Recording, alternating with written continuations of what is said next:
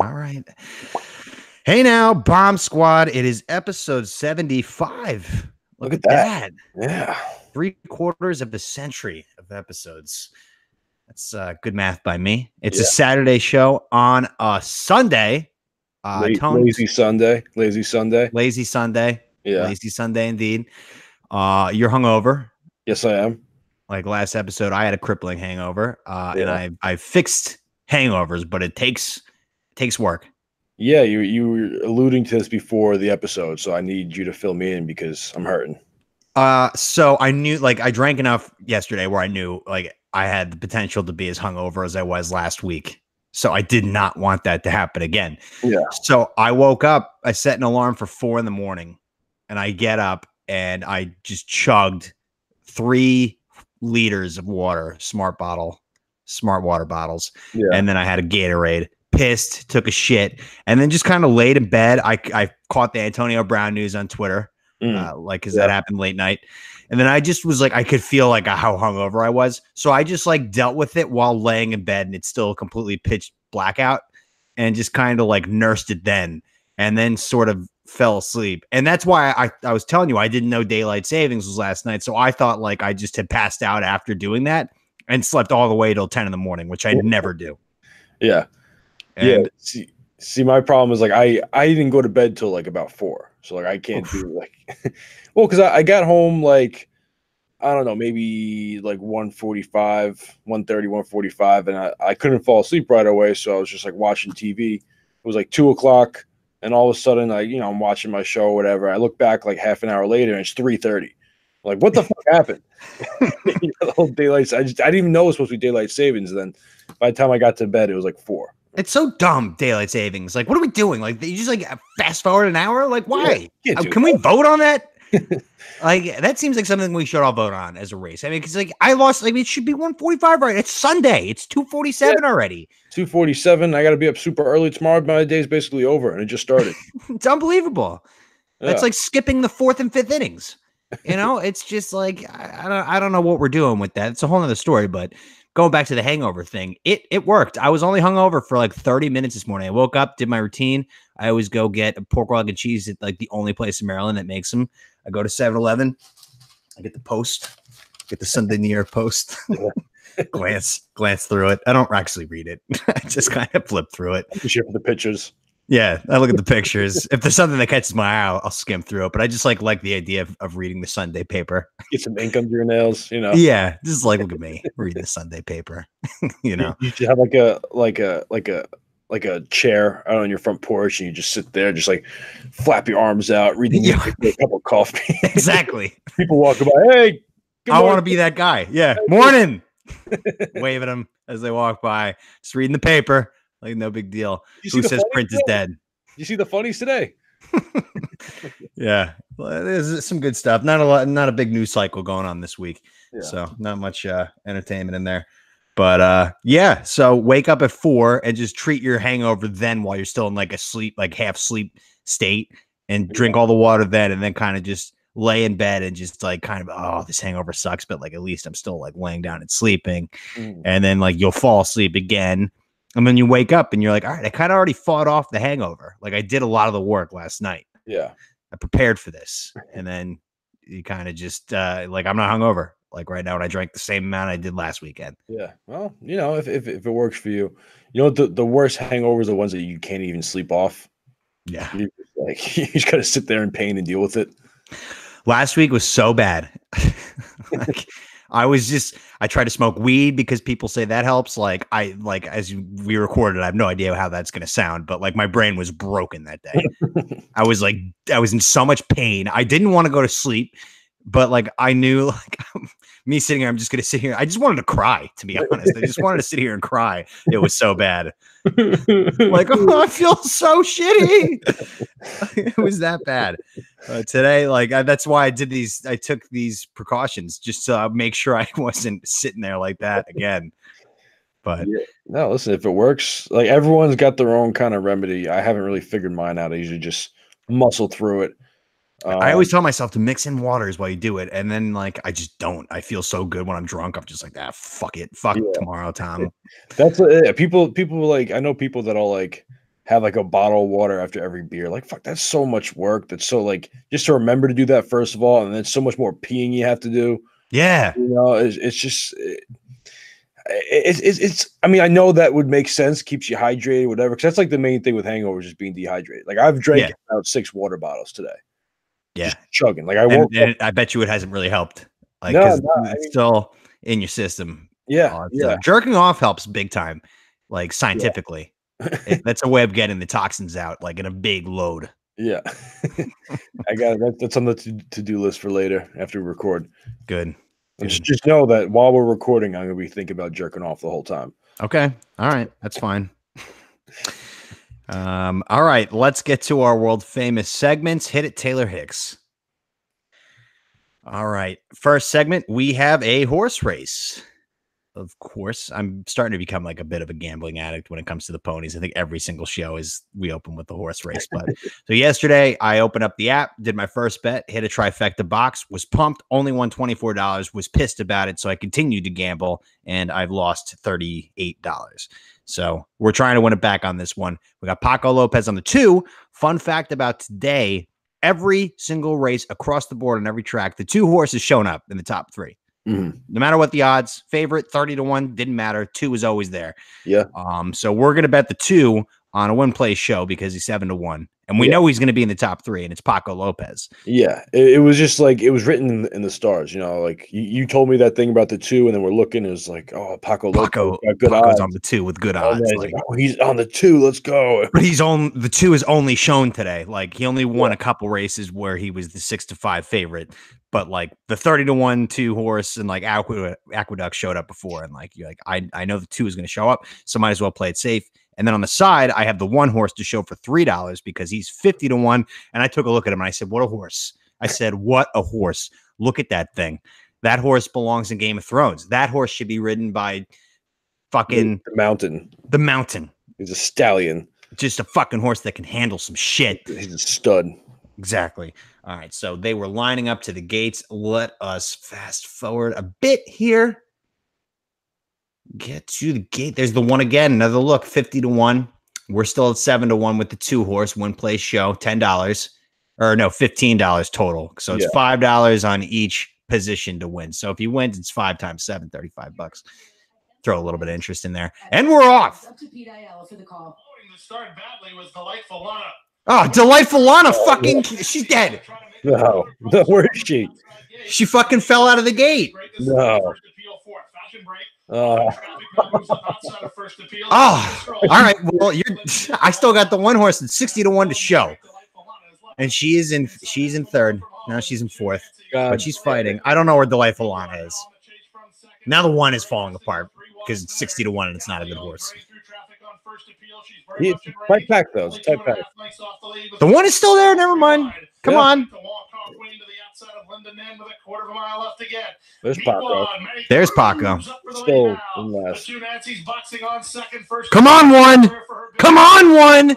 Come on, 1. Beat the 4. Beat the 4. Come on. Fucking go. Fucking. Oh, God damn it.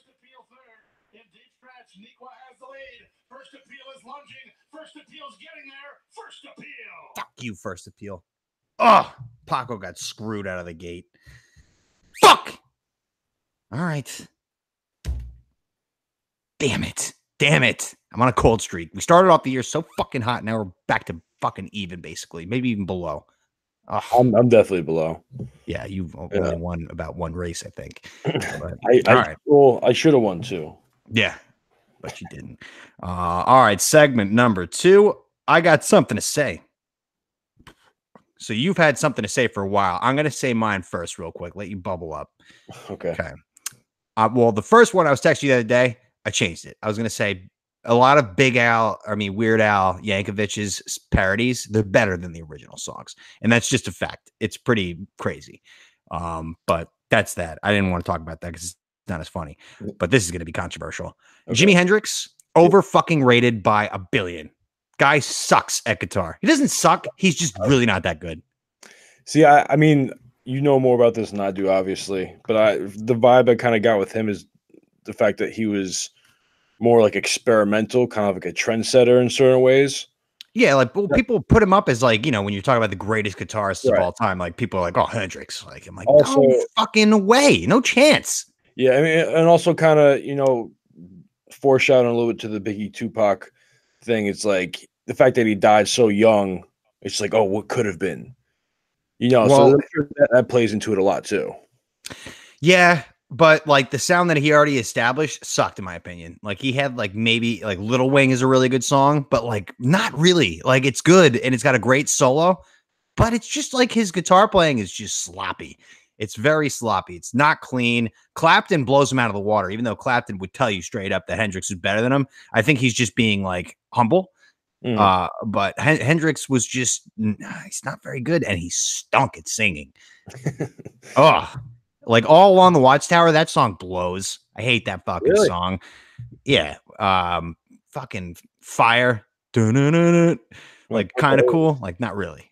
Purple haze all in my face. Yeah. Purple Excuse haze. me while I kiss the sky. Like boo.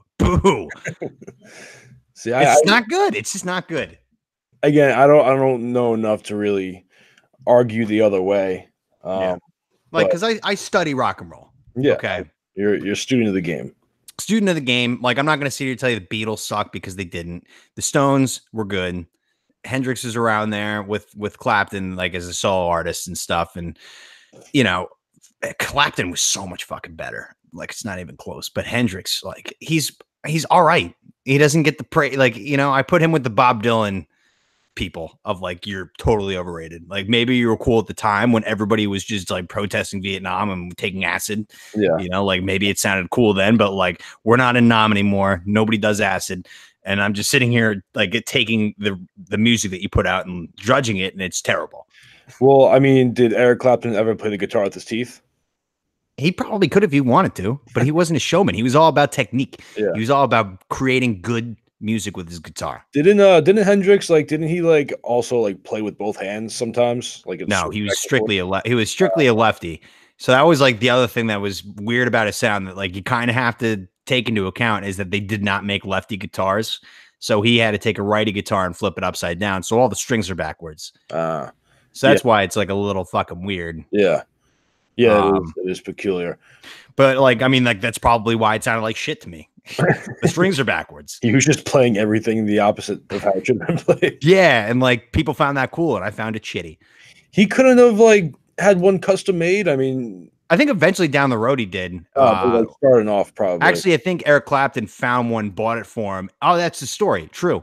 Clapton found a left-handed guitar somewhere like on tour, and it was like really rare still, like even Jimmy at the top of his career to find a left-handed guitar. So I don't think he had one yet. So Clapton was going to bring it to him. And when he on the day he was going to go bring it to him, Hendrix was dead. That's how he found out he was bringing him the lefty guitar. So maybe if he got him the lefty guitar, things would have changed. But no, he died at the bottom, in my opinion. Died in crap music what quality. The fuck am I supposed to do with this guitar now? I can't play this. I'm dead. No, I'm saying Clapton's I got this lefty guitar. What am I supposed to do with this? I can't play it. Clapton was pissed. He was pissed about that because I think Hendrix overdosed, even though he promised that he wouldn't do drugs anymore. It's just kind of how it went with those guys. I don't think it was an overdose. I think he choked on his vomit. Yeah, okay. It was one of those things. So I mean, I don't know if it was drugs or drinking, whatever. You got to be fucking out from liquor to have that happen to you. You had to be so a bottle of tequila in. Laying on your back and you throwing up doesn't wake you up. That's crazy. Throwing up on your own face doesn't wake you up. There's too many people die that way. John Bonham from Led Zeppelin, the drummer, did that. There was a girl that did also, right? Janis Joplin. Yeah, didn't she? Is that how she died? I think so. Yeah. Or she a plane crash? I don't know. Everyone in rock that died in a plane crash. Goddamn, the entire Lynyrd Skynyrd died in a plane crash. I would have been so devastated if I was alive during that era because Lynyrd Skynyrd is so they're awesome. Their music is clean and professional and fucking just talented. Yeah. Whereas Jimmy was an icon. But Skynyrd was a fucking band. And to wake up and your idols, the whole band, it's an 8-person band. They died. I would have been oh my God. Take me instead. No. But yeah, that's all I got to say. Hendrix overrated. Okay. I got something to say. Might be a little controversial as well. Okay. I think this, I said this to you on Wednesday, which was, of course, Ash Wednesday. Mhm. And I think if you get ashes and you walk around with dirt on your forehead all day, you look like a fucking idiot. I'm sorry. Yeah. Like it's just like why? Like what is this? What does this prove? You think God is like taking notes up there? He's like, well, he doesn't have dirt on his head, and she does. Maybe. Heaven. I think God's got more important things on his plate, like Yeah. stopping AIDS or ending world hunger, attaining. I think we collectively as a podcast are deists where we believe in God, but we think he bailed a long time ago, restarted elsewhere. I believe in God. I just don't believe in a lot of these like made up rules that like the church is like, oh no, like I talked to him. This is what he said. He told me to tell you guys this. It's like, oh I yeah, don't know. I call bullshit. what's his number? Let me talk to him. Give me his phone number. So there's no way you talk to him, man. No, he came down and he talked me through a burning bush and he left me these stone tablets. But I was in the mountain by myself, so like no one else saw it. But like I swear, it actually happened. It'd be Okay, crazy bro. if all that was true. I'm telling you, well, Moses, that's another story. We talked about something. Well, the Old Testament is fake. That shit. Crazy. That's just supposed to be like a moral. It's like a parable. Like how to be a good person. Yeah. How to be a strong leader. Look at Moses. Tom Brady. Look at Moses. Like it's gonna be like thousands, millions of years from now, I'm gonna be like just like what would Tom Brady do? Yeah, I heard a story from the Old Testament. I think it was like King David or I don't know, one of these old Jewish kings, and he wanted to marry this girl who was the most beautiful girl he'd seen. And he goes to the father of the daughter, and he's just like, I want to marry your daughter. He's like, okay, bring me 100 foreskins. He goes, I'll do you one better. I'll give you 200. Like what are we talking about here? We're going around chopping. That's what you're asking for? Yeah. What are you gonna do with that? 100 dick tips. You see him, he's just like counting them out, like on his desk. He's like sliding them across one by one, like he's counting coins. What are you gonna do? Sell them? Yeah, you make a necklace. Like, what are we talking about here? Oh, that's how you get sick. You're already sick if you're asking for 100 foreskins. Yeah. But so Ash Wednesday. So you're just saying if you're doing Ash Wednesday, so like Tony Reality when he's doing Around the Horn, he's got a dash. Look at me, just like, look at this, you're an idiot. I'm religious. Like, oh, like good for you. I don't. My grandparents would not condone this segment. I haven't gotten my ashes in years. I haven't either. Mainly because I'm busy and I don't want to go to a church right now. I mean, the Bucks have been terrible for 11 years. Like God owes me. Yeah. If anything, he should be putting Bucks jersey. God should be putting on a Bucks jersey on Wednesdays instead of me having to go fucking get ashes for him. Yeah. Guy owes me 11 years. 11. Okay. Sorry. But yeah, I don't know. It's just like it's like kind of like a look at me kind of thing. I don't know. I'm not a fan of it, and I saw like even more ridiculous things. I saw that they opened a drive-through somewhere to get ashes. In Philadelphia, they got the drive-through ashes. Like, what's even the point of it at that point? Like, I get if you want to go to church because Ash Wednesday is supposed to be an important day. Church is so awful. No, I'm not even. It's only 45 minutes, but it's just like come on, we have to go to church. I'm just like, oh my God, I'd rather do anything else for some reason. Like, I don't know why I hate it so much. Maybe because it's like if you're going to like the same church your family's been going to forever, you're going to see people you haven't seen in a while that are your age and their families. And like the shake piece, talk about anxiety. Depending on your seats, you're like, you got to turn around and just be like, hey, peace. Like, and it's like, what if I make eye contact with somebody, but then we both kind of awkwardly turn? Like, I don't want to shake his hand. Like, it's like, do I reach over these three people that I don't know to shake this guy's hand because we made eye contact? It's got to wave at him. Like, it's just that whole thing. I mean, forget about it. Like if I see someone I know from like far away, I'll just do the Sammy Sosa, like the like the church is all like you get through like the textbook stuff, and then it's just like it's time for the priest to talk to the crowd during the homily after all the readings are done. Like, 3 readings, and then you sit down, please be seated, and then he does his homily. He's like, I want to talk about faith for a few minutes here. And then he just goes on, and like by the 14th minute, he's just like, you think he's done, and he's like, I remember a time, and everybody's like, "Oh God, shut up, Father, shut up, get us to communion so we can get out of here." He always tries making a joke or two, but no one's paying attention, so it just falls on flat, on deaf ears. Nobody listens to the homilies. Like nobody's like. I mean, it's almost designed to be like a coach giving like a halftime locker room speech, but it always fucking falls on its face because it's just lame. You know, it's just like, here I am on a Sunday, like I'm hungover, I'm tired. This sucks already. And like, now I got to hear what you better make a hell of a speech here, man. And they're always 10 out of 10, terrible speeches. I always I picture the homily, like compared it to like a halftime speech. Like I just picture like the coach of like the Cardinals last year, like giving a halftime speech and just nobody cares. Like, dude, we're 2-10. Like, what are we doing? Like, you're gonna like convince us to play better by talking? No, this isn't gonna happen. Exactly. And like sometimes I would pay attention because some priests, the homily is supposed to be a reflection of the gospel, the final reading. Yeah. And like it's supposed to tie in. And it would always kind of be interesting to see how off the rails priests would go with it. Like if it was a story of like, the prodigal son returning home or something like that. And then he'll end up talking about like, God knows what. Like how are you going to tie this back to the original point? You have gone way off track. I think if they want to keep people interested, they should like throw in like random curse words just to like kind of like, oh, did he just say fuck? Like you start like looking around, did he just say shit? I think at this point Jesus was like, fuck it. Yeah, it's fuck it, man. Fucking Jews, they don't like me. I don't know why. I'm one of them. I'm one of them. I want to be a part of them. They fucking hate me. They've been waiting thousands of years for me. Now I'm here. They're just like, nope. Nah, you're not it. You're not him. Well, what a raw deal they got. They're still waiting. Well, they fucked it up. They probably fucked everything up. I bet you. I'm not blaming. Well, I am. I'm blaming the Jews. They killed Christ. I mean, like, and the nerve to sit here and celebrate Hanukkah, like to still admit that you weren't wrong. Yeah. Thousands and thousands of years later, you're just like, nah, he wasn't it. Yeah, I'm telling you, he's coming. The real we killed him. He's dead. He was an imposter. Don't worry. It's not like you just denied like what he was saying. You killed him. In the most graphic way. He could have just ignored him. Like, he's just a crazy person. No, let's kill him. Hang him from the cross. Exactly. This is not anti-Semitism. This is like I read the book and I'm like, these are the bad guys. Yeah. Those are the villains. Like whatever you want to say about Jesus. Yeah. Good man, madman, bad man, magician. I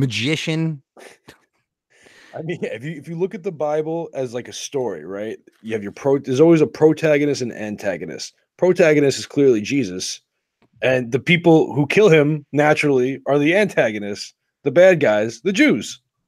Right. I mean, not to point fingers, but kind of have to point the fingers. I'm pointing fingers, man. Because like when he got killed, like that's like the only factual thing that you can take out of the Bible is that happened. Like because it was in Rome, and like it was very well documented his existence. Yeah, and how Pontius Pilate was just like, "Geez, these fucking Jews they hate this guy. They really do. They rather really hate this murderer free and then just kill this guy. Kill him like it's good for my next run for whatever." But yeah, woof. Did you guys even listen to what he was saying? He's got some pretty good shit to say. No, you still want him dead? He's a witch. But yeah, anyway. Ash Wednesday. Yep. Ash Wednesday. Gotcha. All right, let's get to our third segment here, which is an Ask a Gay. So, not really a gay question. Sort of, kind of. I would hope. Yeah. Have you ever watched a porn that just made you lose your boner and just like, I can't watch porn right now? Like I'm out. Yeah. I got one instance like that specifically comes to mind for me. It's just like, what happened? So I was going off down a rabbit hole naturally. I was watching some Deep Throat videos. And there's these group of guys that are just like the worst people in the world. Like I think it's called like facial abuse or something like that. That's the name of the website. And they get these girls in here, and it's never like attractive girls. They're always just like ugly. So what are you doing there? Well, like, listen, you go down. Don't make me explain my rabbit holes, okay? Like, you understand there's a rabbit hole. You were in a bukkake rabbit hole, huh? Well, so and like what they do, like, and I can't watch these parts, but like in the beginning, like the interview, or whatever, they just like tell these girls how ugly they are. Like, it's fucked up. Oh Like, shit! face, just like, look at you. You got a gut. You got some love handles. Like, you got your fucked up teeth. Like, they just right. So they just. It's like, honestly, it's awful. Oh. I'm ashamed to have said Terrible. that. Poor. Is she like crying? And they just kind of sit there and take it because like they're getting paid a little bit. I don't know how much. Probably not a lot. It's pretty low budget, but Eat my load, you fat bitch. but somehow, I mean, like these videos, I usually like hit like the 15-second skip button. Like I just kind of skim through, and it got to the point. I don't know how it got here. Again, rabbit holes, inexplicable. You can't explain how you get here. But there was a dildo attached to a hacksaw, like a motorized hacksaw, and they were just like drilling this girl's throat. And I saw that, and she was just like in such pain. I just lost it. I'm just like, Yeah. I can't do this. This is too much. So like that's fucked. Yeah. Like it's like the common theme here. Like I have two examples, but like the one big one, like, I mean, like taking a dick in your porn, like if you're not used to it, like it can be bad. Like it looks like if sometimes, and a lot of them, like it just like they're screaming in pain. They're like borderline crying. It hurts so bad. Yeah. That I'm just like, I can't. Like the thumbnail, it's like two really good looking dudes. I can't wait to watch it. But then like the guy who's taking the dick ends up, he's like crying with his face in the pillow, and I'm just like, oh god. Yeah. But it's like with stuff like that. I mean, at least if like you could see it in the thumbnail, like, okay, this looks a little too intense. Maybe I'll like skip this. But this, like, it was just kind of hidden in the video. Yeah, it happens a lot. Yeah, so where like they're really feeling it, and it's a great porno, and then when it comes down to the fucking the guy who takes the dick, it's just like completely unprepared. Yeah, and he's just like wailing like a baby, and you're just like, I can't watch this guy suffer. Like call somebody and like get help. So the other one, it kind of goes, it's in line with straight porn. So like I mainly choose the porn videos that I'm watching based on the dude who's getting fucked. Okay. Mm-hmm. So, like I don't really care about the top and with the words you want to use, top and a bottom. I'm looking at the bottom, like I want to see that guy get fucked. Okay, that's where my head's at when I'm scrolling through pornos. Naturally. If he's topping, I'm not interested. I want to see him take a dick. So sometimes you just fall like there's like an old guy fucking the bottom. It's a twink versus a daddy, and you're just like, I like that's gross, but like I can easily tune out. Yeah. The guy doing the fucking. I can just watch Put the guy your hand getting over half the screen. Yeah, or just have like incredible laser focus after so much experience. I'm a veteran of the game when it comes to porn, and just I'm able to mentally block out the fact that he's there. But I was watching this porno the other day, and it was a little risky one. It was this kid getting fucked in his university bathroom stall. Oh, okay. Right, and it was like amateur video. Yeah, and I was like, whoa! But he's getting fucked by this big, fat, old guy. Huge, disgusting, and it's like a 3-minute video clip. And it's great, but then he opens his mouth. He's like the fact, like there's like dialogue in it, and it just ruins it. What was he saying? He was just he just chimes in. He's just like, "You got the poppers." What's a popper? Poppers are like you snort it. I haven't done them before because apparently it's like you cannot mix it with alcohol or it could be fatal. So like I haven't even touched it. But it's for people who take dick. If you snort it, it's like a liquid and it kind of like relaxes your muscles, and then your butt opens up a lot easier. Gotcha. Interesting. But like if you're just having them, like it makes you feel really good too. So like you don't have to have it if you're taking dick. It's just something that you can do as like a drug. Interesting. Okay. Because from the sound of it, I kind of like just envision smelling salts. Yeah. No, it's like it looks like nail polish. It's like a little thing like that, and you pull it out, and it's got like the stick that's been in the liquid, and then you just put it in your nose and you sniff it. I've been offered it many times, and I said no. Yeah, it's okay. I can't do that. But he just is like, hey, you got the poppers, and I'm just like, gross. Why did you open your mouth? What am I watching? I lost it. What am I watching? Like boner's gone. I'm still like furiously trying to get it back, and now it's like starting to hurt. And then like it's like 15 minutes have gone by, and I'm sweating. Remember in Halo when you're shooting the plasma thing, and if you like overload it, it explodes kind of in your hand. Yeah, that's what like it feels like. And there's nothing worse than like committing to a porno, going to jerk off, and like it doesn't work, and you lose it, and you're just like fuck. Not gonna happen. Like, gotta get up, go back to the drawing board. It sucks. Yeah. Yeah. But yeah, so there's that. Let's get to our next segment. Segment number 4, Ask Us Straight. Because I saw this on Ask Reddit while I was doing the 4-pack. I should have briefed you on it because you might not have an answer. I don't expect you, but if you think about it and get creative, maybe you will. What's the gayest thing you've ever done? Oh God. The gayest thing I've ever done. Probably a lot of conversations I've had on this show. Yeah. To be honest. I don't know. Yeah. Gayest thing I've ever done. You ever like walk down the street, snapping your fingers? Like, I've been listening to a lot of Taylor Swift lately. I went through a big Katy Perry phase a couple years ago.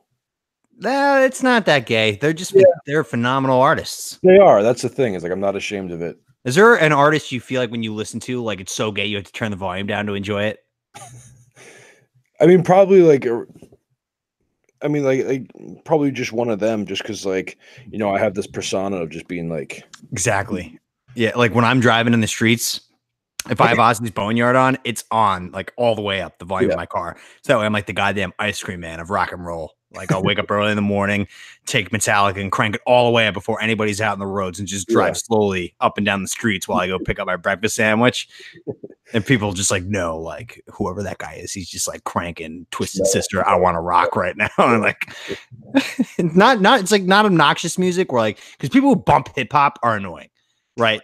Because you only hear like the beats. Music over like a certain level.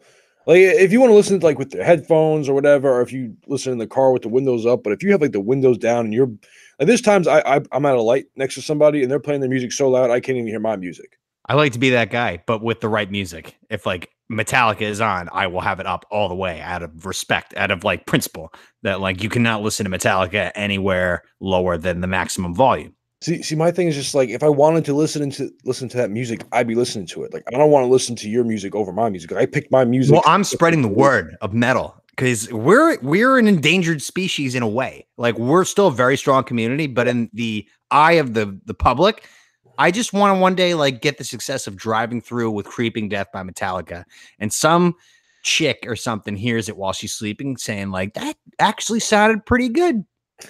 What was that? You know why you guys are a dying breed? Because you're just blasting it in our faces. Here, listen to this. Listen to this. Maybe I don't want to listen to it. Maybe I'm not in the mood for Metallica. Okay, then you're a loser. No, listen. I like Metallica. I got to be in the mood for them though. Yeah. You know, if I'm in a Taylor Swift mood, I'm not going to listen to Metallica. Yeah, I guess. But all right. So is that your answer? You listen to Taylor Swift a lot? There's never a time when you like you took a peek at somebody like while you're taking a piss, glance over, see his size. You ever grab a wiener? No. I mean, I don't. I've never taken a peek, but if I would, it would just more out of morbid curiosity. Yeah, what's he working with? Yeah. You ever like look at an ass and you're just like, look at that. Yeah, like someone's bent over wearing spandex, like, oh, that's nice. Some dude bending over in like tight jeans. And you're just like, oh, look at that. I mean, I've definitely like made that mistake before. You just, like, see an ass, and like, I'm sorry, like I like asses. What do you want? Ass, man. It's like, you know, don't take this the wrong way, sir. I mean this in the straightest way possible, but you do have a nice ass. Like, hey, like nice dick. Like you ever watch Thrones and you're just like, that's good dick. I don't think you don't see too many dicks in Thrones. There's enough. There's enough dicks in Thrones. Yeah, no, I mean, listen, a nice dick is a nice stick. I'm not gonna. It's like there's girls that have nice tits and there's girls that have like lumpy, saggy tits. You know, if I see an uncircumcised dick, by the way, sorry to cut you off, but if I see an uncircumcised dick, I just assume you're poor. I mean, just like certain parts of the world, just like Europe, just doesn't do it. Like, yeah, well, uh, poor. Jewish. It's such a gross look. Yeah, it's not great. And I'd imagine is a lot more upkeep involved, like in terms of cleaning. Yeah, you got dick cheese. Yeah. Dick cheese problems. Under the cheese, you don't want that. Ugh, God. But all right, so good. Looking at dude asses listening to Taylor Swift. That's the gayest thing I've ever done.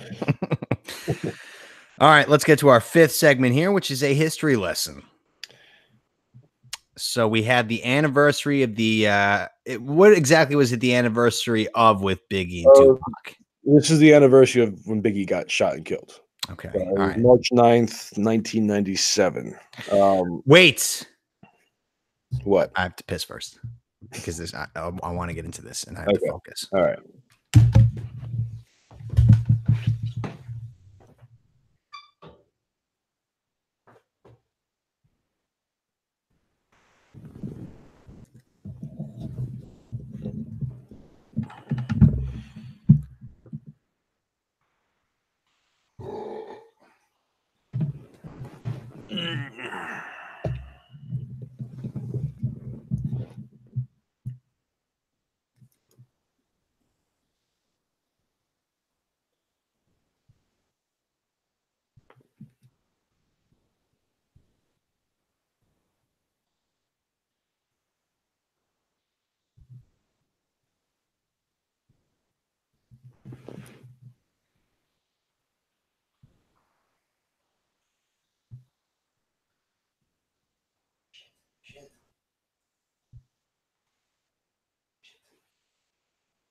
Fill that up to the brim. Oops.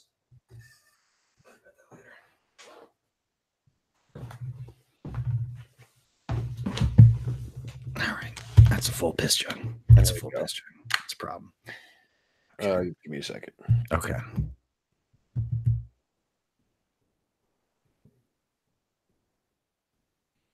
You see that they remastered Modern Warfare and they released it for free?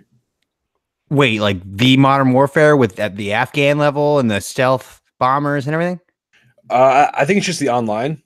The one where you get the care packages, but like the care packages where the helicopter that shoots people down. Yeah, like the nuke. Oh, I never got a nuke, obviously. Yeah, it was tough. You ever get one? Maybe once or twice. But my friend is ridiculous at shooting games. He used to get them a lot.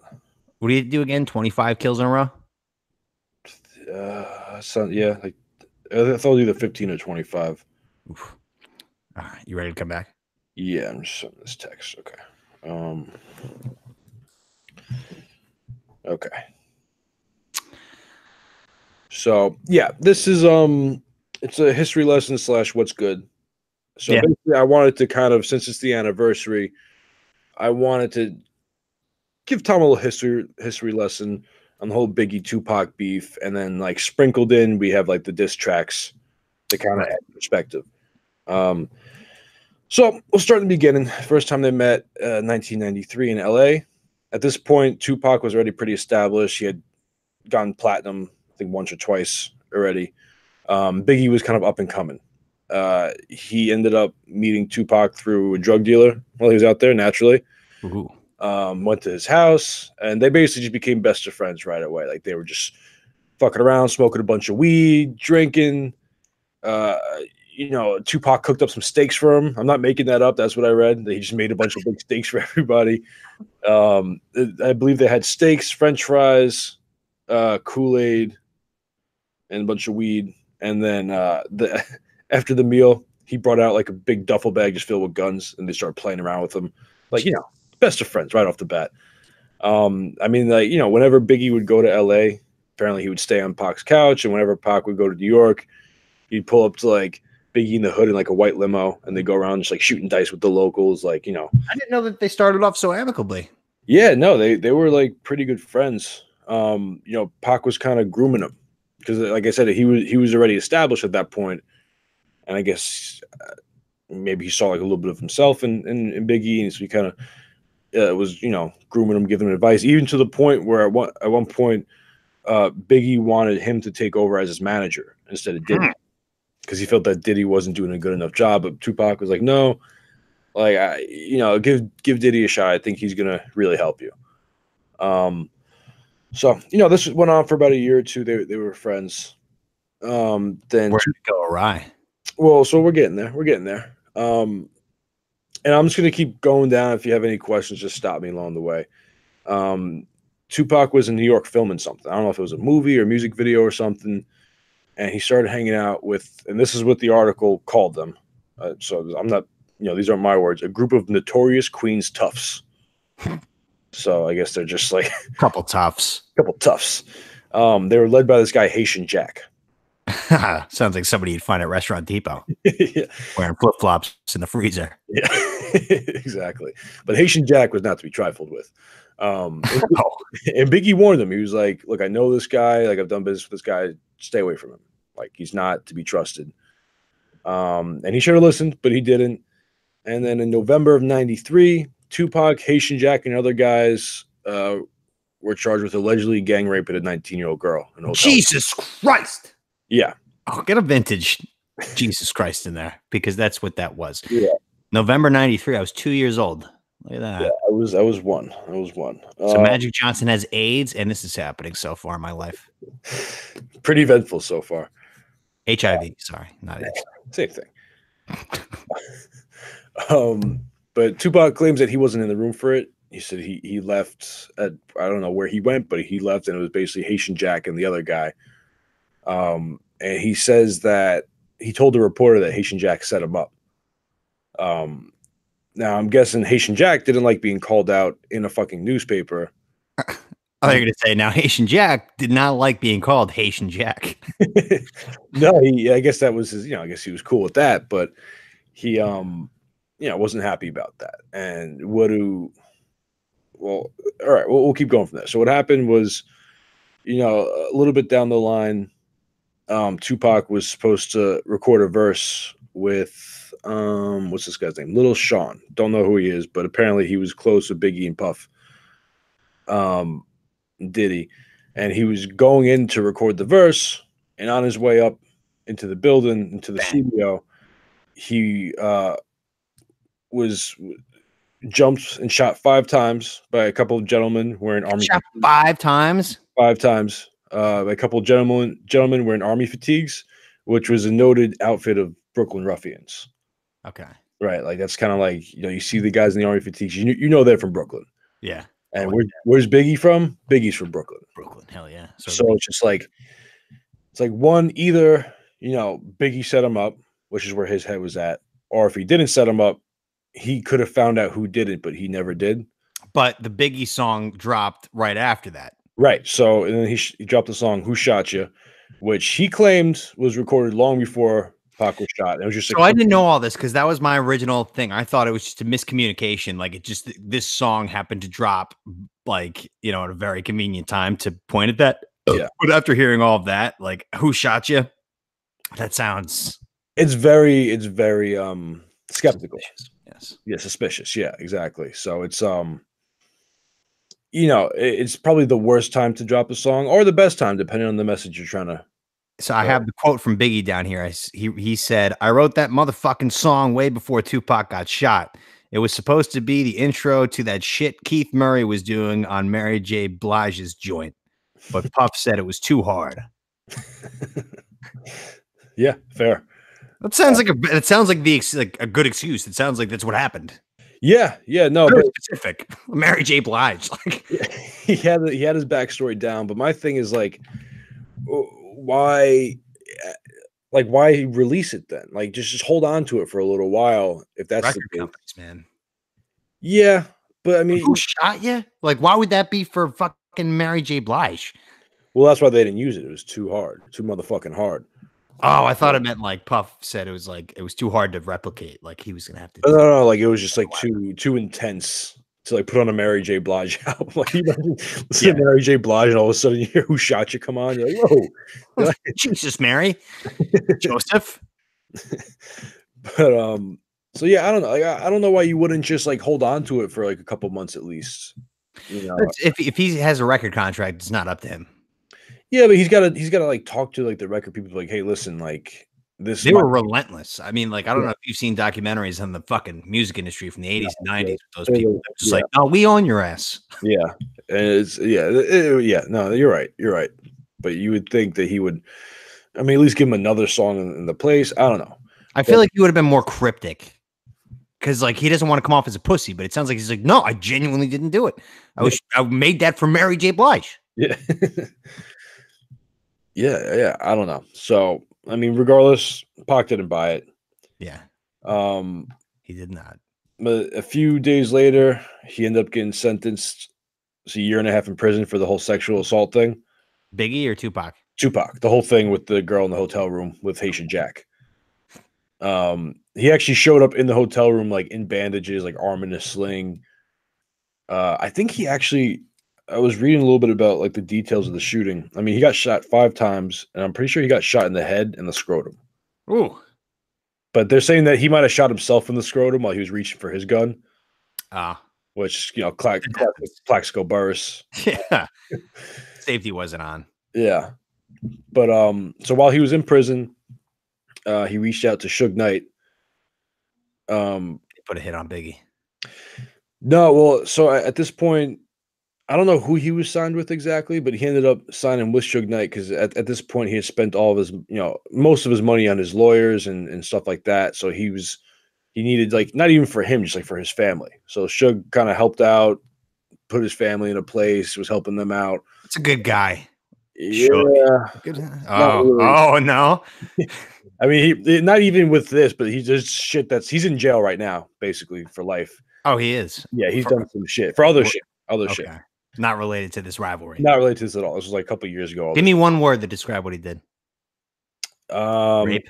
No, it was, I think it was murder / assault. I'm not sure of the details. I don't want to murderer throw words around. Okay. But yeah, so he reached out to him and he was like, "Look, I got enemies. Like, I need your help." And Suge's like, "I got you." He basically, like, right after that, there was like an award show. I think it was Source magazine. They had like a, you know, music award show, and he basically just went on stage after winning an award and just took shots at, like, there was Biggie did or no, Suge Knight did. Suge Knight did. Okay. Shots at Diddy. He was basically saying, like, any artists out there that want to come to a record label where the executive producer is not going to be, you know, screaming on your tracks or dancing in your music videos, you come talk to me. Because that was Diddy's whole thing. Like, you know, he would be doing ad libs on the songs, or he would just be in the back in music videos and stuff. Yeah. And MTV. Yeah. So, I mean, that was kind of where the West Coast, East Coast thing started, or where it really kind of took off. And then in October 12th, 1995, Tupac was released from prison. June 4th, 96, he released Hit 'Em Up, which was... He'd been thinking about that for 2 years behind bars of how he's going to fucking destroy Biggie Smalls, because it was a very good song. Yeah. And the last 2 minutes, he's not even rapping. He's just talking about how he's going to, like, murder him and his family and everybody he knows. There was no rhyming going on. He was just yelling. And Biggie this whole time was like, "I swear to God, it wasn't me. It was for Mary J. Blige. I swear my 4-4 makes sure all your kids don't grow. Keith Murray. Mary J. Blige. You ever heard of him? Leave my kids out of this." Yeah, Jesus, that was a thing. Like, I'm gonna fucking kill your family. Like, it's like, oh my God. Yeah, he was angry. But yeah, I mean, Hit 'Em Up is, like, even though I'm firmly on the Biggie side of things, East Coast, Team Biggie, Hit 'Em Up is probably one of the best diss tracks out there. Yeah, well, I mean, he wrote it behind. He had 2 years to, like, come up with a masterpiece behind bars. Yeah, like, that's. Yeah, I mean, Biggie didn't have that. No, and I don't think Biggie wanted. I don't think he wanted this. He didn't want. No. Like, so you had said to me before, like, so what do you think about, like, if Tupac is alive or not? Because, like, all the shit, like, I mean, if he didn't, I think he's alive. I don't really think he's alive, but I could see it. If it came on the news, I wouldn't be surprised. Yeah. See, my thing is, I don't think he is, because he doesn't seem to be like the kind of person that would just back down and disappear. Well, when it comes to, like, you're going to die and you have just, like, this lucrative life now, You know, like you're not like you can stay in this gangster game, but like you have made millions and millions of dollars. You're set. Like, do you want to like really fight this battle right now, or do you want to just take it, retire, and just disappear? Well, I mean, at this point, he was, a multi-platinum selling artist. He had made money, he released, I think, 3, 4 albums or something like that. Yeah. And then he comes out with this track where after you get shot and you just come back like even angrier, like after getting shot again, I don't think that would, unless it was like really close call and he was like, you know what? What if the feds got involved and it was like in Goodfellas when they bust Ray Liotta and he's just like, you got to fucking tell me everything. Like, I'll make you a deal. You had to go to witness protection program, but like we have it on you. And if you don't tell me, like, you're just going to have to face the fucking music and go to jail for fucking 30 years. Or we can like put you in witness protection program, but because you're such a huge icon, we're going to have to fucking fake your death. Yeah. I mean, I don't know enough about it, but that was just me spitballing, man. I haven't even read, but I saw that video a long time ago where the fat guy comes around and there's just like the 3 guys in the parking lot and the guy looks exactly like Tupac and the bouncers like shoo him away and they're like, hey man, get that camera out here. That ain't Tupac. Like the guy who was filming didn't even say he was filming it because he thought that the guy was Tupac. The bodyguard was just saying that. It's like, hey, this isn't Tupac, so get out of here. It's not worth the time. Yeah, I mean, people say he's been spotted in Cuba, all this shit. I don't know. In this day and age with the internet and social media, it's just like too big of a secret. He would have had to really buy into his witness protection. Yeah, maybe like bleach his skin or like dye his hair or something. Go the Michael Jackson route. Yeah. But so after Hit 'Em Up was released, a couple months later, September 13th, 1996, Tupac was shot and killed in Vegas. Dead. And then when did Biggie die? He died March 9th, 97. How many years? So what was the date of Tupac getting killed? September 13th, 96, and then March 9th, 97. So like 4 or 5 months later. Okay. Oof. Yeah, so pretty close. I mean, they've still never really figured out who did it to either of them. Yeah. And that's kind of a whole other source of controversy that we could go down that rabbit hole. I don't have the facts to back it up right now, but yeah, that's a whole other thing. But yeah, so that's little history lesson. I figured to just pay respect. I wish I could put a little bit more energy, and I'm hungover. Yeah, it was a hungover description of what happened through this. But I had this idea like 3 weeks ago because I knew the anniversary was coming up, and I was just like, oh, I'm gonna like take my time. I'm gonna like make sure it's detailed. And like today, like 1 o'clock, I'm just like, fuck, I didn't do it. I gotta do it now. So I kind of slapped it together, but I think it came out good. Yeah. I mean, you know more now than you did. I do. I mean, I do. I'm still on Biggie's side. I still think Tupac's a bitch. Don't tell those people I said I think he's a little bitch. I think he's a little bitch. I won't tell shit tonight. I think he went Hollywood on everybody, and Biggie was just like fucking banging whores, big fat guy, smoke cigars. Like I don't have the sun shining at 24/7. We got winters here. Yeah, it's cold. Yeah. You're over there dating Madonna. Like I'm over here fucking grinding. It's cold. I have to shovel snow. Yeah. You ever had to salt your sidewalk? It takes 5 minutes. Yeah. Which song did you like better? I liked Biggie's song better. Okay. But I mean, like I knew that it was going to be Tupac coming back at him. So like, it's kind of like take a shot at King, best not miss. So like in Tupac, it was a masterpiece of a song and it was scary as shit. Because like Biggie's it didn't sound as malicious. Like I mean, I listened to it with the intent that it was towards Tupac, but like there were a lot of inconsistencies, like a lot of things like he called out that like why would that have to do with Tupac? Like it wasn't just a direct shot. Maybe a few things in there could have been, but I believe him. I think it was for Mary J. Blige. He was asking Mary J. Blige who shot you. Yeah, who shot you? But I mean. Hit Him Up, he was so angry on that. Like I've never heard an angrier person in my entire life. Because most of his rap was never angry. It was always like, living it up, California Love or whatever that song was, but like he had some anger, but nothing like that. I mean, this is like Eminem style, like attack back, fight back. Leave no witnesses. Because he's probably the best of all time. If you like nobody takes shots at Eminem, but like if he wants to like fucking eviscerate you, he's probably number one of all time. Well, this happened recently. This guy, Machine Gun Kelly, kind of a nobody. I mean, he's not bad. He's not a bad rapper. He's pretty decent, but he just like he's been constantly taking shots at Eminem for years. Like Eminem's like, whatever. You're no About what?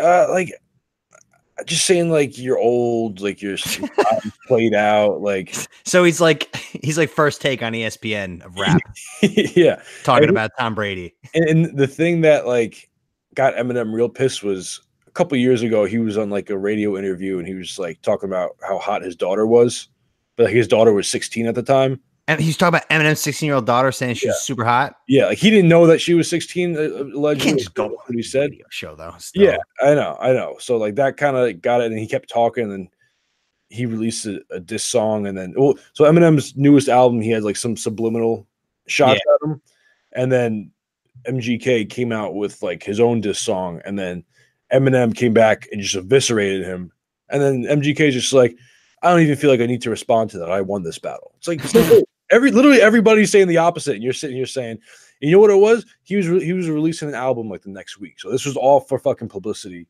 And it worked. So technically, Eminem took the bait to make his career elevated. Yeah, but like his album didn't do shit. Like, it still didn't. Good. Yeah. Machine Gun Kelly. What a joke. That's a girl's name. It sounds like a lesbian with a. It sounds like WNBA night from Game of Thrones. Yeah, he's like this like just tall, skinny white dude from like Cleveland with like tattoos like from his neck to his ankles. Like, what a dick. Yeah, just a dick. All right, we gotta move on. We gotta get out of there. Sixth segment here before we hit our classic 4-pack, Bingeaholics Anonymous. So we each have the Game of Thrones theory, and we both watched the Michael Jackson documentary. I mean, it's not really actually not much to talk about. He's a child rapist. He's a child molester, like straight up. It's the proof is in the pudding, and every single thing lined up. The guy would tell his story, and then like the pictures matched up with the timeline. Yeah, perfectly. And the shit that they would say about like the things he would do. Like there was two victims that did the movie. Yeah. And they would say like basically the same shit, but like separately, like things that he would do to them. I would rub his nipples, and he would like that.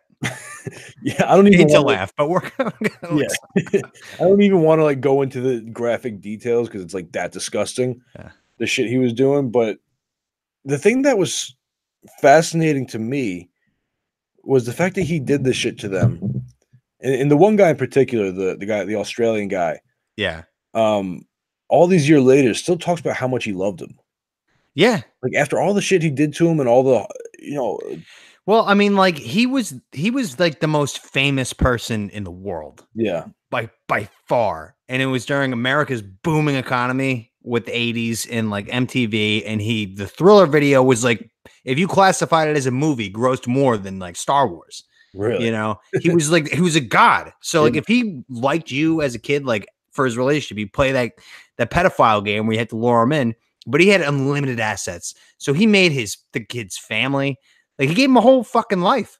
Yeah. And he was probably, he had the severe Peter Pan disorder, very severe, where he just like firmly lived the life of a 13-year-old boy, even though he was this gross, disgusting, disfigured human being. Yeah. We were talking about like, because when he was like a kid, like I'm sure he didn't have time to play or have friends because he was performing from like the age of 5 or 6. Yeah. Like constantly just making music, performing. So like he just wanted to have that childhood, and like that on its own, like it's definitely still weird, but like I can see that. But then once you put into the whole sexual thing into it, it's just like it's really fucking weird.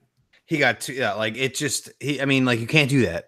I mean, like it's not real love. It's a 12-year-old kid who you just gave all this fame to, and now you're just completely taking advantage of him. It's fucked up. You cannot do that. Like pedophiles are jerks. They're assholes. Yeah. I think they're the way that their brain works is so messed up.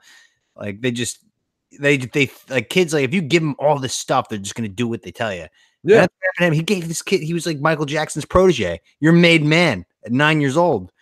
And he did go on to have like a good career in like Hollywood. Like he was a choreographer for like NSYNC and Britney Spears in the 90s, like all this shit. And that was, he won like a dance competition in Australia. And that's how he met Michael, and that he kind of took from there.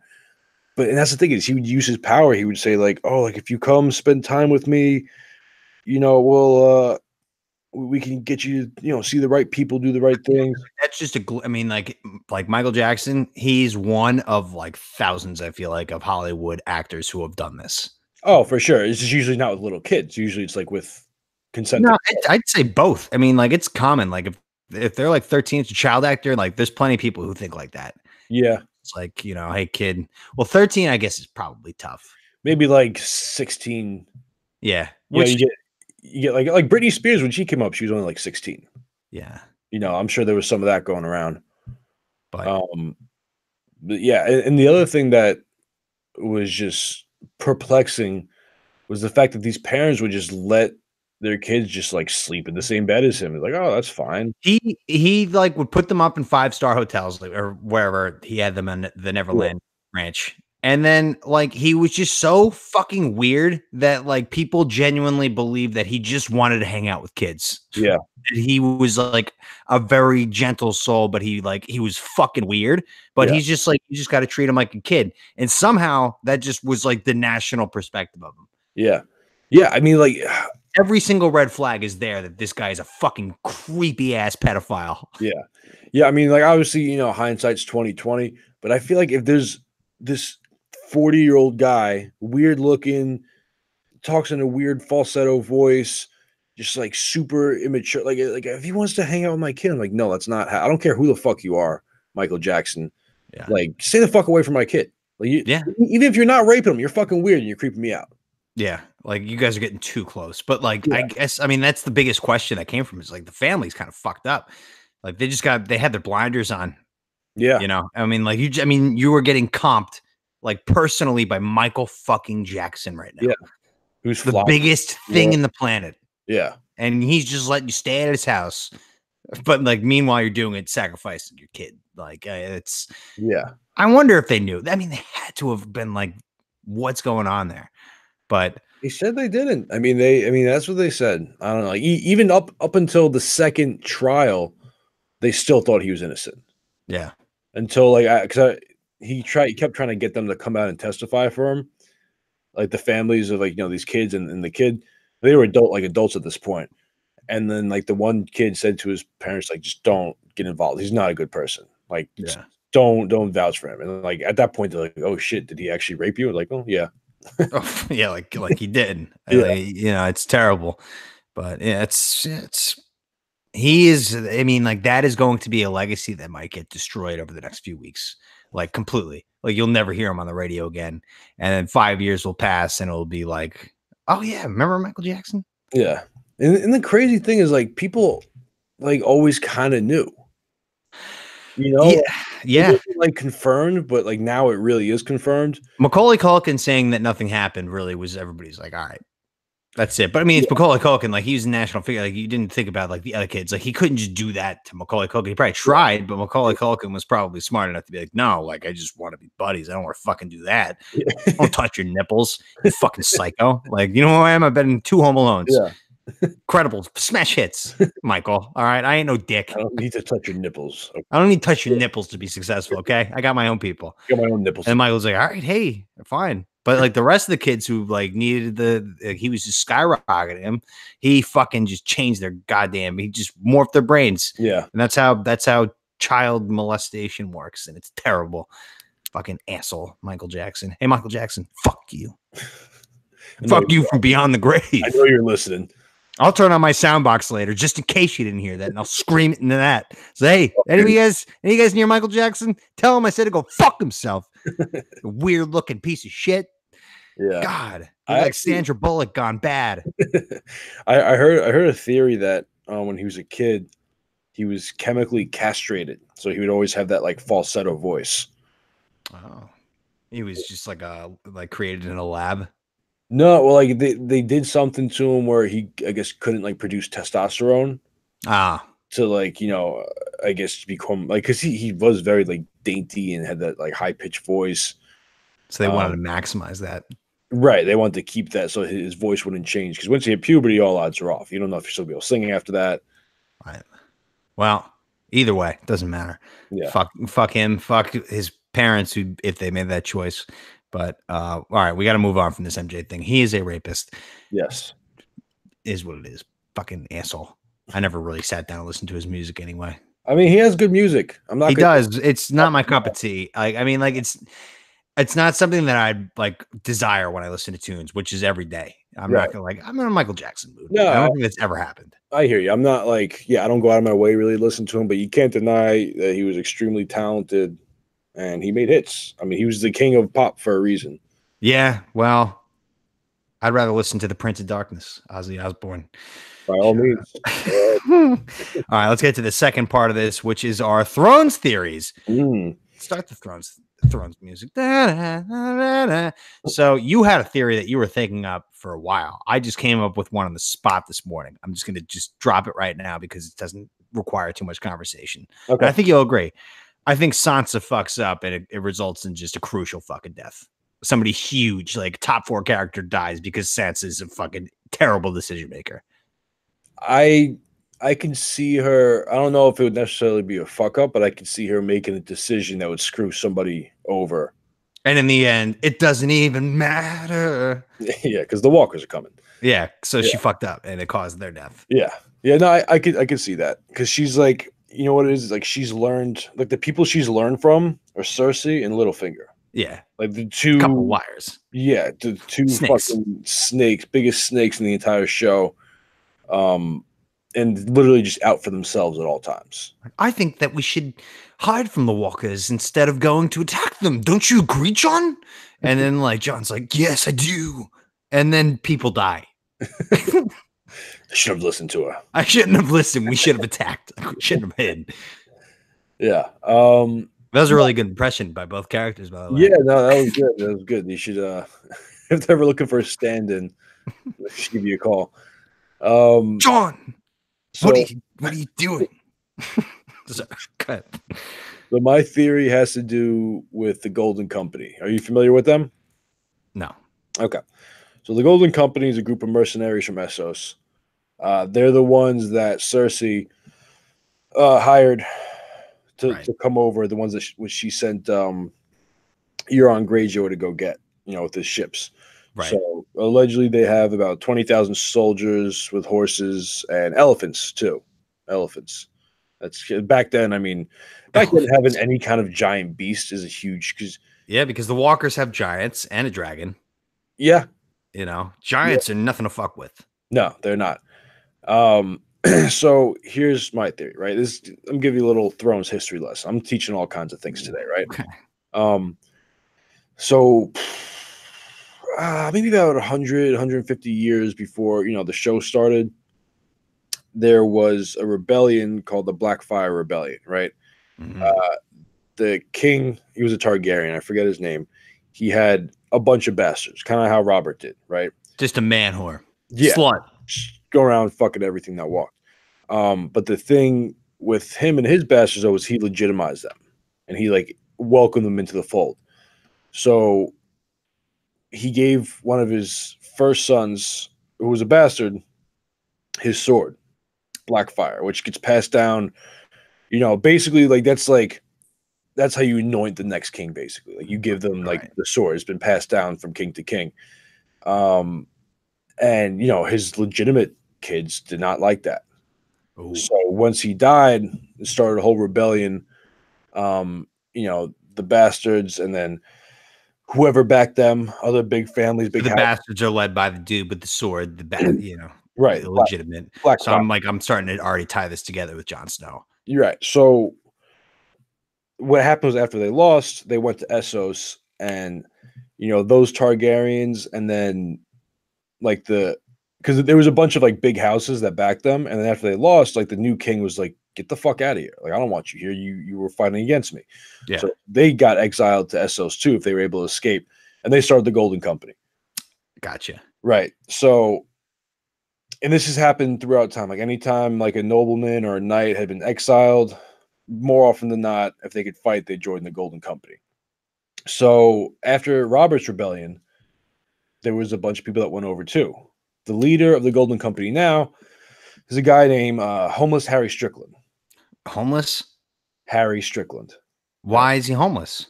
Well, because he lost his home, he had to go. But you're gonna be in charge of the Golden Company. Like you Yeah. need to have I know. a reputation. It sounds like a really shitty wrestler's name.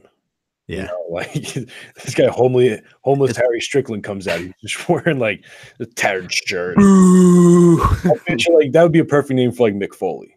Yeah. Homeless Mick Foley.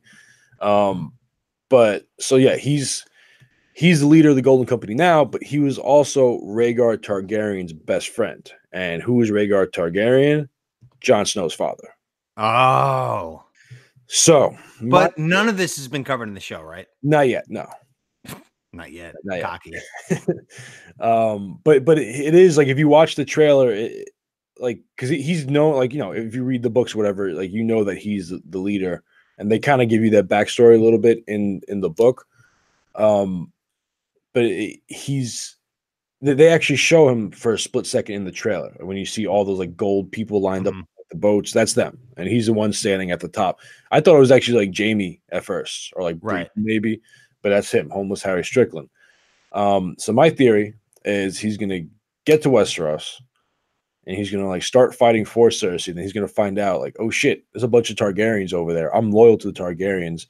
Your husband and your father killed all the other Targaryens. Right. Sides. So he's switching to go root for Jon Snow and Daenerys. Right. So this is assuming that there's a split. There's a civil war going on within the war. Well, Cersei's not going up to help them.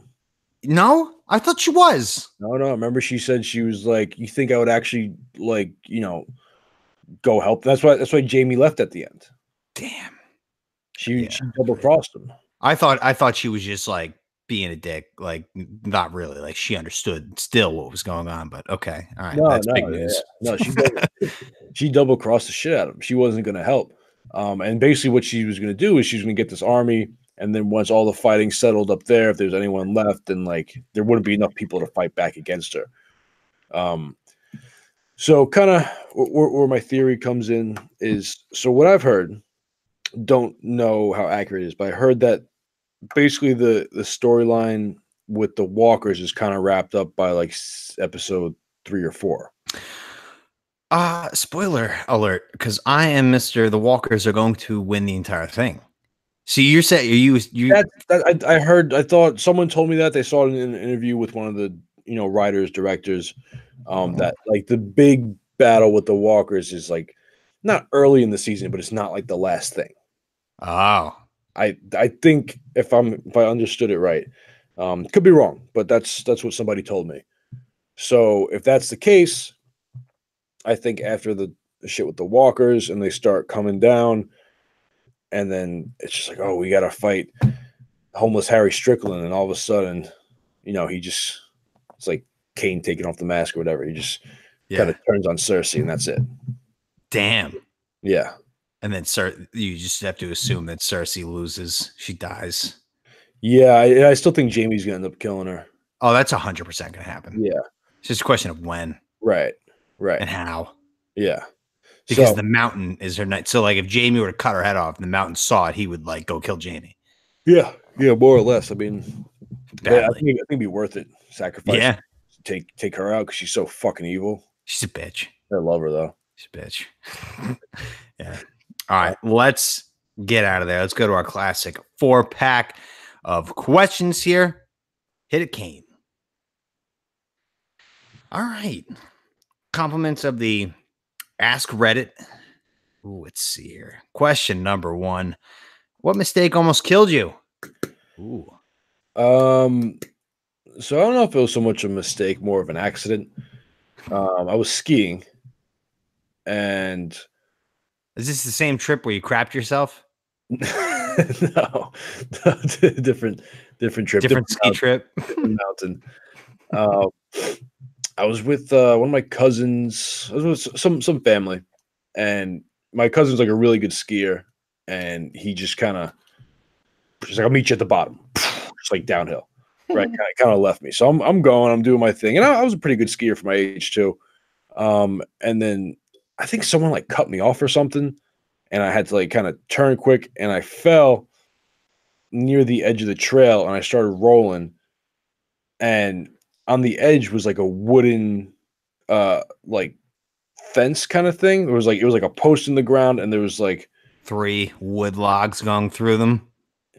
Yeah, no, not like that. There was like a top part, and then like a post in the ground, and then like some space, and they keep going, and another post in the ground. I'm not doing a good job explaining it, but basically, I was rolling into that, and I was lucky I was wearing a helmet because I hit the back of my head on one of the posts, like going pretty quick. Like if I had rolled like one more time over another 180 degrees, I would have like broken my face. Ooh, Like face smashed in. So I hit the back of my head, and then it was like right on the edge of the trail, and then there was like kind of like a steep drop off, and then like flat at the bottom. It was maybe like a 10-15 foot like steep like edge, and then flat and like woods.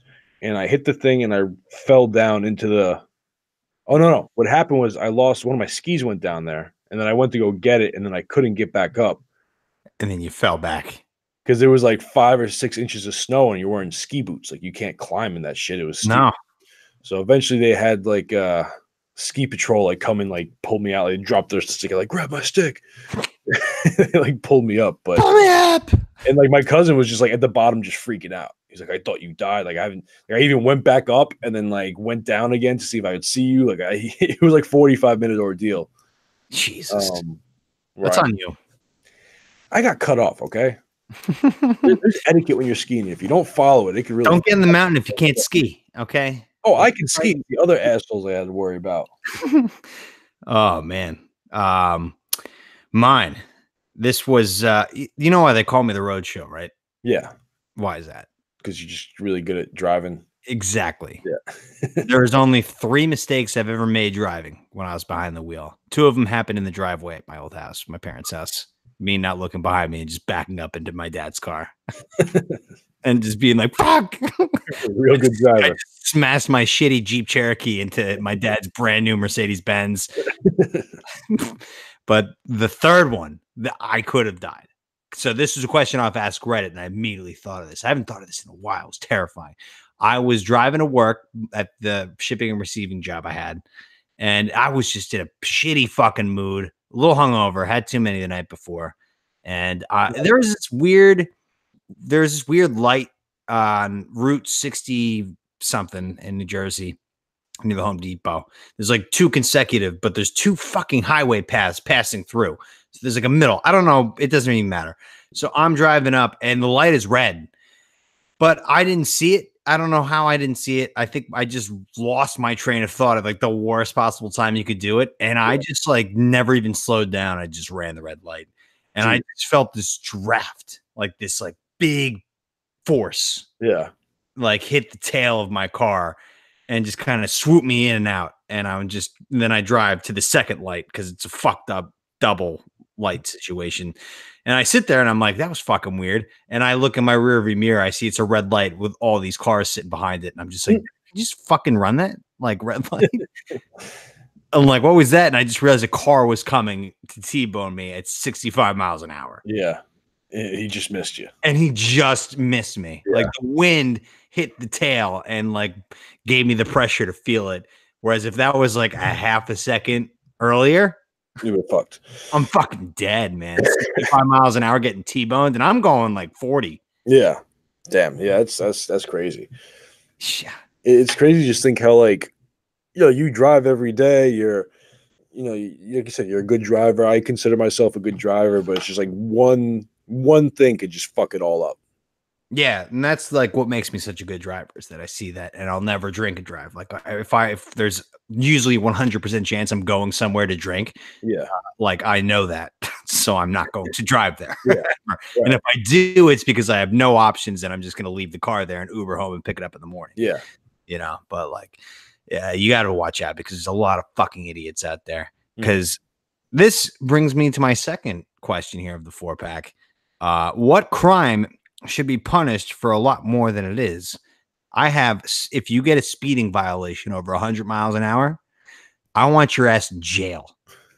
I want it in jail. And I want you to have like a 10-year license suspension because there's no excuse to go 100 miles. There's no reason to be going 100 miles an hour. And if you are, you're fucking tailgating me and being a fucking prick, and I have to sit there and wait till I can make a pass to the right lane Yeah. to let you go past me. But like, you know, like, what are you doing? You're so selfish. Like, you can tell so much by a human being's brain based on how they drive. If you see somebody going 100 miles an hour on the fucking whatever highway, they're a hardo, asshole, guy who needs fucking attention, piece of shit. I would never want to have a beer with. The worst is the people that are driving fast like that, but also reckless. You know, they're just like cutting across 3 lanes, just going back and forth. You know, those are the worst people because they just have no regard for anyone. I missed everything you said. I accidentally unplugged my fucking headphones. I said the people that go like that fast, but then also like, you know, just driving reckless, like going across 3 lanes, cutting in and out. Like, Fuck those people are fucking worse. It's like, where you're gonna get to where you're going maybe 5 minutes earlier. You know, like what is on the other side of your trip? Like, this is my commute home. This isn't tryouts for the Daytona 500, pal. Like, you're going to get there by driving like you are right now. You'll get to like the same distance I'm going 10 minutes earlier. Top, if you're going that fast. Yeah, that's if you catch all the lights and everything. And you got minivans filled with fucking kids out in the highway. You got motorcycles that are hard to see. You got old people. Yeah, and you're just sitting there. Just be fucking plastered normal people. You're just sitting here driving your shitty Honda Civic that's got like a different colored door. It's got like a giant muffler that just makes a bunch of noise, and you're just swerving in and out of traffic going 100. Get out of yourself. Get him in jail for 25 fucking years. Yeah. So my answer, be kid fuckers. I think they should. Jesus. They should definitely get more time. How much do they get? I mean, like I don't know how much time they get, but I do know that like there are people who have, you know, like when you're a convicted sexual predator, you have to like go around to your like new neighbors and be like, oh, like I'm a child molester. You do have to do that still. Yeah, but I'm saying that's like embarrassing. They shouldn't even have like an opportunity to do that. Like, they should. That's an incredible punishment. Like, no, like if you still had to go to jail, but that like as well, where you have to go around and tell everybody. Yeah, no, I mean they still do go to jail, but my point is like there's enough of them out of jail. Yeah, that it's just like, you know, that's a thing where they have to go to like you should. I don't know what the sentence is now, but it's definitely bad. Yeah, well, it's adequate. I think it should be more. Sandusky's got like 175 years. Well, yeah, I mean, he did it to like hundreds of kids or whatever. Yeah, but Jared had a couple. I think he got 20 years. Good. Yeah, good. And he's got a famous face too, so everyone knows. Subway, like he's probably gonna end up getting like real fat. Your meal. No, what that was all about. Yeah, $5 footlongs. Oh. Yeah, no, it's I wanted to say something else about it, but I think we should just move on. Okay. All right. Question. What was it? I don't remember. Okay. You sure? Yeah. Yeah, I don't. It wasn't important. Okay. All right. Question number 3 here. You just won $1,000 per day for life. What does tomorrow look like? Driving to work. I'm throwing my boots on my boss's desk saying I quit. Then I'm hopping back in the car. I'm going to the nearest state that has dispensaries, and I'm buying $1,000 worth of weed. Oh, what about gas? Oh, you have some saved up. Yeah, I got some. Yeah, I got some. I should be fine with that. But yeah, $1,000 a day, man. I mean, you never have to do anything. Yeah, it's your life as long as you like do it well, because like it's very easy to just spend $1,000 a day. Right, but even still, like if you spend your full $1,000 a day, like you got 1,000 more coming tomorrow. Yeah, like it seems like you probably bought everything you needed yesterday. Yeah, we'll go in. Like I don't think I've ever spent $1,000 in a day. Like maybe if I've made like one big purchase, but I'm saying like just going around like I'm gonna go shopping, I'm gonna buy this, I'm gonna buy that. Like I've never spent that much in like multiple places in a day. I did once, I think, maybe a couple times, but one for sure is when I bought the front row Bob Seger tickets for me and Mackenzie at $500 a piece. Okay, but that's like one purchase. That's a little bit different. Yeah. You know, I'm saying like if you just like kind of splurge, like, oh, I'm gonna go eat dinner at this I'm fancy gonna go to Dale's and then hit a PF Chang's. yeah, you know, like something like that. So yeah, I don't know. I would just I would, and then what I would do down the line, you know, I'd spend it all that first day. That $1,000 worth of weed would definitely get me a couple weeks at least. That's hopefully more. $1,000 of weed. Well, and not just weed. I get edibles. I get, you know, all different kinds of stuff. But then what I'd do after that is I'd start saving, and then I'd buy a house and I'd put a state-of-the-art recording studio in it. And then I'll tell you to quit your job. And I'm like, listen, I'll give you a stipend so you can live, and we're just gonna grind. We're just gonna make podcasts. I fucking love that. Yeah.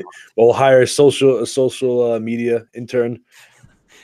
I'd be saying, oh man, sit here and fucking just do this, not have to go to work. Yeah. Gold. I would do that too. You know what we would do? We would just make like a reality show podcast. Like our whole life would just be a podcast. Like living with me, being a disaster. I might end up murdering you at some point. Tom, how many times did I tell you stop throwing your tissues on the floor? Get rid of the piss jugs, Tom. We have 3 bathrooms now.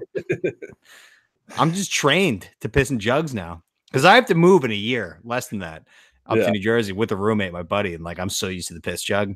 Like that's like legitimately going to be like a Tom Hanks Castaway habit, like that I have to break. Yeah, I think my life has literally become Castaway. You're just I just got cast off for 4 years into Baltimore where I know nobody and never got to know anybody and just like survived. It's almost worse than just being on a stranded island. It's awful. It's a dirty city. I just sit here and it's like I can't wait till I go home. I always look at my pictures of like Helen Hunt. Like one day I can get back to that. But yeah, I would pretty much do the same thing. I think I'd wake up, I'd pay all my bills. That would pretty much ruin the day. I'd be on par with what I'm at now. Yeah. Like, all right, I got like $275 to throw around right now if I wanted to. Yeah. So like I can order a pizza and maybe get Rock Band. But yeah, I mean, like then I would just I don't know. I would probably not change much. I think I would just comfortably do what I do now. Yeah. And not have to go to work in the morning. Yeah. Which would kill me in a year. But yeah, maybe I would go to a nice like treatment center for booze. Like I want to still booze. You can not as much, so that way I could maximize this into my 90s. Yeah. I mean, you could pay for the most, extravagant booze center. Yeah, I want a guy sit next to me. Like when I pick up a beer, he's just like, "No, you got to put that down. Like you got to wait your hand, 25 minutes. You can have one." I'm like, fine. That works. You really want him to stop? You'll just like pick it up and you'll like hit the top of your beer with his beer. God damn it! Yeah. But I would have a field day. I'm trying to think. The first thing I would do, I'd probably go to Texas Roadhouse on 95. I haven't been there yet because it's too expensive. But I'd sit at the bar, have an ice cold beer because they have the coldest beer of any restaurant on the planet. So I've heard. Yeah, you could just get a cold Budweiser, take a few sips, lounge back, order a ribeye, and then just kind of think about where my life is about to go. Just like, look at this cash flow that I have. And that would be the greatest beer to ever be had. Imagine having a beer with that fact on your mind. You're just like, I'm about to get paid $1,000 a day for the rest of my life. That's so much money. It's great. It's like $30,000 a month. Oh, wow. So, yeah, what would that be a year? I mean, it's like $360 a year. I mean, I guess like. Oh, actually, yeah. Now think about it, it's pretty. I mean, but the thing is like, we don't live extravagant lifestyles. Yeah, I'm not gonna have a big old family. I have to worry about their colleges, and I have to worry about mortgage on a huge house. Like that's true. And even if you take 5 years and you just live kind of not bare bones, but you don't go crazy, you have a lot of money saved up. More than what I have now by a lot. By a lot, yeah. One day I'll have more saved up. Yeah, but all right, let's wrap up the show with the fourth question here. What state is underrated? I had an answer for this, but I forgot. I don't know. Let me get your answer. Georgia. Georgia down there. Pretty nice. I've been there. Yeah, they got Augusta, the Atlanta airport, which flies anywhere you want. even though it's a nightmare. You got good Southern cuisine. You got Southern hospitality, and Florida's right there. If you get sick of it, Yeah, I mean, I'm just trying to think of this because a lot of states I've been in, but it's more of just like me driving through them. yeah, I mean, like, I've been in New York. I guess Jersey's a little underrated. Jersey gets a lot of shit, it does. but I mean, it does kind of suck, but it's not as bad as everyone says. Everybody's like, it's the armpit. I'm like, nah, kinda- funny, good joke. It is. It is. It's because of Newark. Newark is just a Yeah. fucking plant. Newark, Patterson. Yeah. What's the place? Camden. Camden, yeah. Camden's bad. Camden is East Orange is not nice. Camden is like literally a Mad Max town where like the cops and the government have just given up on it. It's so bad. Where it's like if you're gonna go through there, you can run red lights. Yeah. Just get the fuck out of Camden. I stole makeup in Camden once. Why? Terrifying, yeah. Well, because that's everyone's looking for the deals down there. We get the discount shit. Yeah, but you're selling such an undesirable product. I know it was. You're selling deals on shit where like they were like, I don't give a shit about your makeup. Makeup. I'm looking for deals on food, man. Yeah, I'm trying to eat. I'm trying to fucking eat. I don't need to fucking put makeup on and look good while starving to death. No, what gives Jersey the bad rap is just like Bon Jovi. Northern. Well, he doesn't help. Northern Jersey is just like not even like the bad areas, like just the people there in general, just scumbags. Yeah, like I'm blessed. I come from Central Jersey. Okay, South. we're good people. You're from okay? South Jersey. No, There's no Central. Central. Jersey. You know why? Because South Jersey is Philadelphia. Yeah. It's plain and simple. Like once you're in South Jersey, it's just Eagles shit and Phillies shit everywhere. Yeah. And it's just like identity crisis New Jersey is what I call it. And then Northern New Jersey calls pork roll Taylor ham, which is like asking for a paper towel, but like, hey, can you hand me a bounty? Like calling it by the brand, but they like swear that they're right. Like, no, it's Taylor ham. It's not pork rolls. Like, you're a fucking idiot. Let's say, hey, let's go make some Nathans instead of saying, hey, let's go make some hot dogs. It was one of the dumbest arguments I'd have to listen It's to. dumb because of them. They're the ones who are fucking stupid. We're the ones who are just like saying how wrong they are, and it became an argument. It's like I'm sitting there Brand. as someone who never had pork roll, never heard of pork roll until college. I'm sitting there, it's like we're talking about bologna here. Like, what are we doing? It's not bologna. It's different. It's like if you're gonna ask for a tissue, you're gonna say, "Hey, Tom, can you hand me a tissue?" Or are you gonna say, "Hey, Tom, can you hand me a Kleenex?" Some What people person are you? I'm a tissue guy. I'm a tissue guy. I don't want to. Thank you. I don't want Means to. you're normal. I don't want to give like the brand any extra promotion. Free advertising. Yeah, free advertising, exactly. So, but yeah, I mean, some people like a Band-Aid, like that's a company. Like say, That's a company. That's Band-Aid. different. It's But different. Yes. Yeah, it is. It is. I don't know. I mean, because you can say You're the one who's saying Northern Jersey is the worst. Okay, I'm trying to help you. Don't poke holes in my argument. okay. I'm just saying in general. I mean, some people like hand sanitizer. Can I get some Purell? Yeah. It depends on obviously different brands. And this brand is different, okay? And it's pork roll, egg and cheese, not Taylor ham, egg and cheese. Yeah, Close. I don't know. I just think it's disgusting. But anyway, Northern Jersey, it's just dirty, okay? And the kids are assholes. Yeah. So that's probably you're right where we get the worst rep. Yeah. Northern New Jersey. I mean, down the shore, like it's nice. Yeah, everything's all right down there. Yeah. It's great. We have a great time. It's like our own little part of the world. Like we're the only part of New Jersey that's a red part. Okay. Not saying anything but like it's just I don't like the Democratic Party anymore. They're a disaster. And now we have a dick who wants to make everything free. It just doesn't make sense. Whole other discussion. We have pork roll, we have beaches, we got Convention Hall, Springsteen. Incredible. It's a different part. And then you go to South where you go towards Rowan University. It's all Eagle fans. Nothing makes sense. Where are we? Northern New Jersey. This is New York, but it's a swamp and it's like pollution everywhere. It smells. And it smells like shit and the kids are assholes. That's why there's a North and South Jersey and the Central is different. Yeah. Okay. You guys are kind of like the demilitarized zone. In, Yeah. Korea.